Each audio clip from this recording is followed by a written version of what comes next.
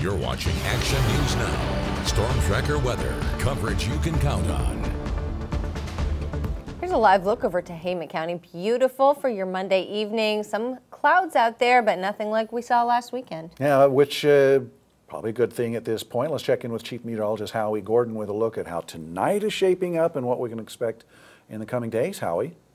I think subjectively and arguably conditions are going to improve throughout the week.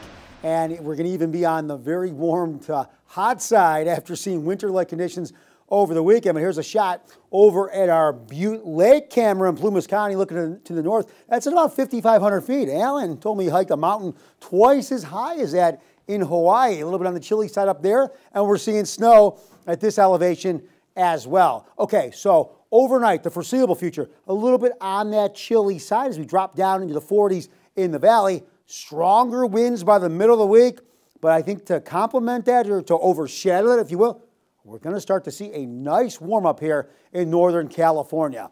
So overnight, again, we've stayed for a while now as we head into May into the low to mid-50s overnight. We're going to drop down into the 40s in some spots. That might be on the chilly side. So again, maybe that space heater, or definitely keep the window closed, and maybe that extra little blanket. Now tomorrow, I think we warm up pretty nicely, but we're still going to stay below average by 5, 6, 7 degrees. We'll have ample sunshine, but as our winds start to spike up a little, maybe 25, 30 miles per hour, that could be a little bit on the chilly side.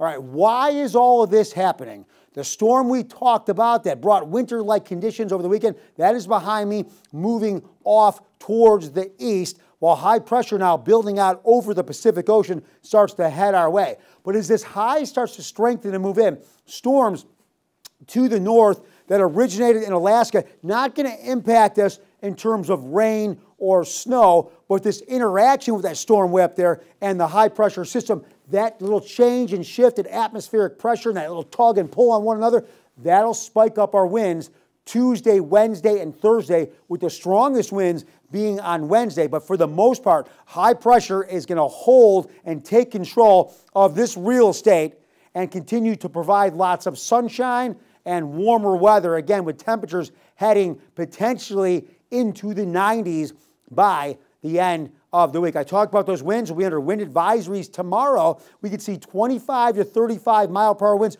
with the potential for 45 mile per hour gusts. You saw that interaction between the high and the low, that pulling, that could spike up those winds out of the north. Okay, so a little bit warmer tomorrow, a little breezier as well, a little windier by Wednesday, but we get warmer. And then, look, we turn on the heat furnace really for Mother's Day weekend as temperatures into the 90s after last weekend, very winter-like, and now we head into summer-like conditions. So I think Alan brought the beautiful weather back from Hawaii for us, Haley. That's very generous of you, Alan. He also brought chocolate-covered macadamia. I had one. Those were great, Alan. Thank you. Even more generous. We'll be right back.